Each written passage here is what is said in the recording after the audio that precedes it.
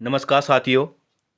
होली के इस पावन अवसर पे आप सभी लोगों व आपके परिवार वालों को, समस्त लोगों को होली की बहुत बहुत बधाई। होली के इस रंगों की तरह ही आपकी लाइफ में भी बहुत सारी खुशियां भर जाएं, यही मेरी हमेशा दुआ रहेगी।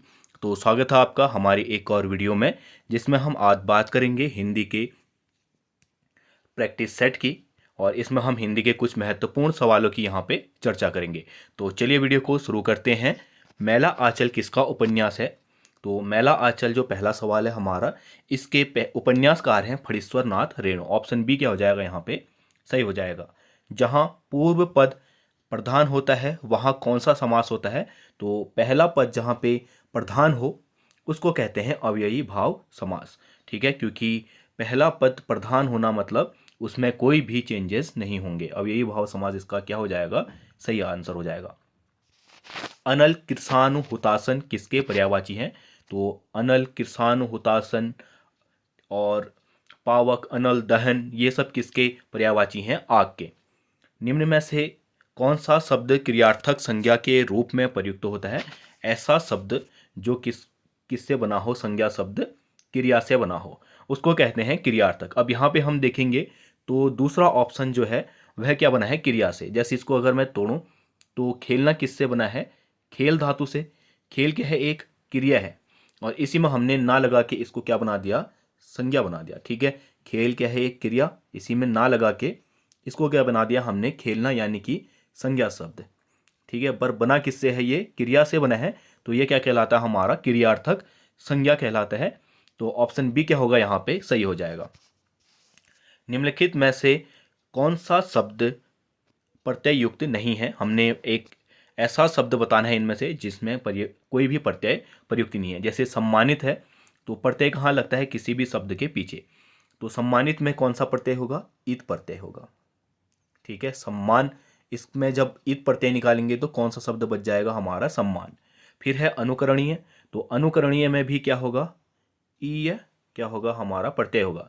इसके बाद जो शब्द बच जाएगा वो क्या बन जाएगा? अनुकरण। दैहिक है, तो दैहिक में भी क्या बच जाएगा? में क्या प्रत्यय होगा? इक। इसके बाद इस प्रत्यय को निकालने के बाद कौन सा मूल शब्द बच जाएगा? देह। ठीक है, देह क्या बच जाएगा? यहाँ पे मूल शब्द हो जाएगा। तो इसमें इन तीनों में ही क्या है? प्रयुक्त क्या का उपयोग किया गया है। अचानक शब्द में हमारा प्रयुक्त नहीं है। तो ऑप्शन डी क्या होगा यहाँ पे? सही होगा। स्वार्थ सुकृत ना श्रम वृथा देहि विहंग विचारी बाज पराए पानी परी तू पिछनी ना मारी।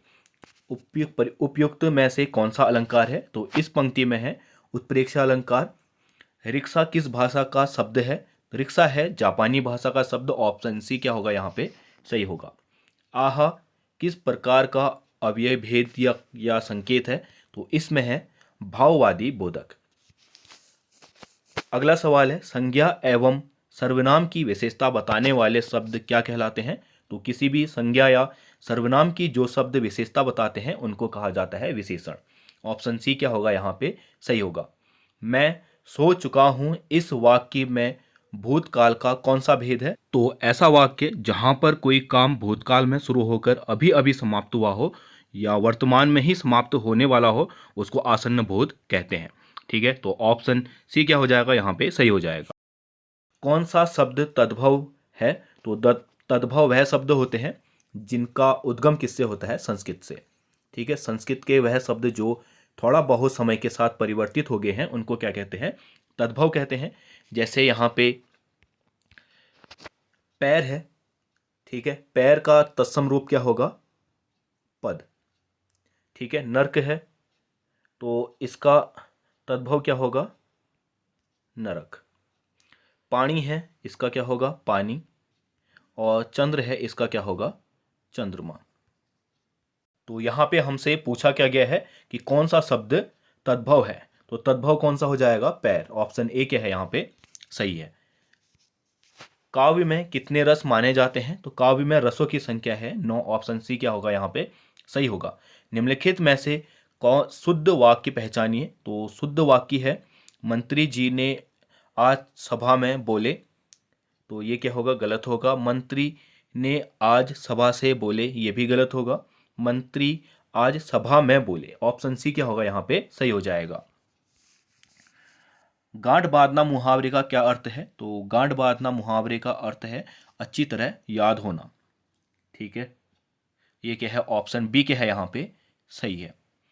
संगम में प्रयुक्त उपसर्ग है। तो संगम में उपसर्ग हमेशा कहाँ लगते हैं? किसी भी शब्द के आगे बनते हैं, लगते हैं। तो संगम में होगा सम उपसर्ग। ठीक है, ऑप्शन डी क्या हो जाएगा? सही हो जाएगा। युधिष्ठिर में कौन सा समास है? युधिष्ठिर में होगा तत्पुरुष समास। निम्नलिखित में से कौन व्यंजन संधि का उदाहरण है? तो व्यंजन संधि होती क्या है? जिसमें पहला पद भी क्या हो? व्यंजन हो, प्लस दूसरा पद भी क्या हो? व्यंजन हो। पहले पद का अंतिम पद भी व्यंजन और दूसरे पद का प्रथम वर्ण भी व्यंजन हो, उसको व्यंजन संधि कहते हैं। तो यहाँ पे अगर हम बात करेंगे निष्फल की, तो इसका संधि विग्रह करने पर ये क्या होगा? निह धन फल। ठीक है, तो पहले पद का अंत किस में हो रहा है? विसर्ग में हो रहा है, तो ये क्या हो जाएगी? विसर्ग संधि हो जाएगी। फिर जैसे अगला हमारा शब्द है परोपकार। तो परोपकार में क्या होगा? ये बना है पर धन उपकार से। इसमें पहले पद का अंत हो रखा है ओ में और दूसरे पद का अंत हो रखा है उ में। यहाँ पे बन रहा है ओ, यानी कि पहले पद क्या है? स्वर, और दूसरा पद भी क्या है? स्वर। तो जहाँ पे दोनों पद स्वर होते हैं वह क्या कहलाती है? स्वर संधि। तो दूसरा क्या हो जाएगा हमारा? स्वर संधि। फिर किंचित है। किंचित का संधि विच्छेद होगा किम धन चित। ठीक है, तो पहले पद का अंत किस में हो रखा है? मौ में, और दूसरे पद का आरंभ किस में हो रखा है? चौ में। ठीक, तो यहाँ पे कौन सी संधि हो जाएगी? पहला पद क्या है? व्यंजन, दूसरा पद भी व्यंजन। तो इसमें क्या हो जाएगा हमारा? व्यंजन संधि हो जाएगी। ऑप्शन सी क्या है यहाँ पे सही है। फिर है सुक्ति का सही संधि विच्छेद होगा। तो सुक्ति का होगा सुधन उक्ति। ठीक है, ये क्या हो जाएगी हमारी? दीर्घ संधि हो जाएगी स्वर की। ठीक है, स्वर का एक प्रकार है दीर्घ संधि। पहला पद जो है किस में हो रहा है? पहले पद का अंत छोटा उ प्लस उक्ति। ये क्या है? इसका संधि विग्रह है। पहला पद उ और दूसरा पद भी उ। छोटा उ मिलके क्या बनाते हैं हमारा? बड़ा उ, यानी कि ये क्या हो जाएगी? दीर्घ संधि हो जाएगी, अगर इसका प्रकार भी पूछता है कभी तो। स्वयं सेवकों ने, यहाँ पे हमने रिक्त स्थान भरना है, व्रत रखा है, तो यहाँ पे हो जाएगा आमरण व्रत। फिर है बदसूरत उपसर्ग है। ठीक है, बदसूरत में हमने क्या करना है? उपसर्ग बताना है। तो इसमें होगा ब। ठीक है, क्योंकि देखिए इसके बाद जैसे ही उपसर्ग हटाएंगे ब, तो इसमें जो मूल शब्द बच जाएगा वो क्या बन जाएगा? दस्तूर। ठीक है, अगर जैसे वध है, वध तो हो नहीं सकता, बद हटा देंगे तो ये क्या यहाँ पे कौन जाएगा? अस्तूर। फिर इसके बाद जो मूल शब्द बच जाएगा वो क्या बच जाएगा? अस्तूर। ठीक है, और अस्तूर कोई शब्द होता नहीं है। जैसे वदस है, वदस हटा के भी कोई भी शब्द हमारा मूल शब्द नहीं बन रहा है।